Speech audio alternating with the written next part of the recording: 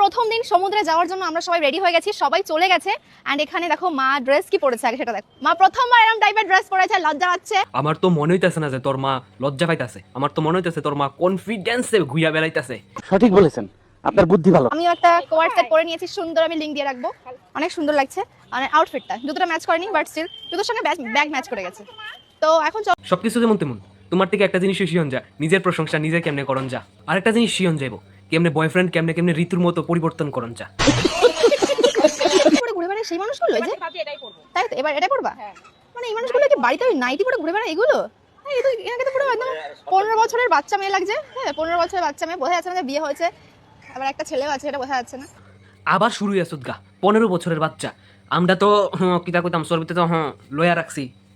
15 বছরের বাচ্চা লাগতাছে, বুইয়া বেডি লাগতাছে। তুমি যতই ঘোষণা করে যতই মাজনা করে বুড়া বুড়াই লাগবো, কোনো 15 বছরের বাচ্চা লাগতাছে না। কথা কি ক্লিয়ার না ভেজাল আছে?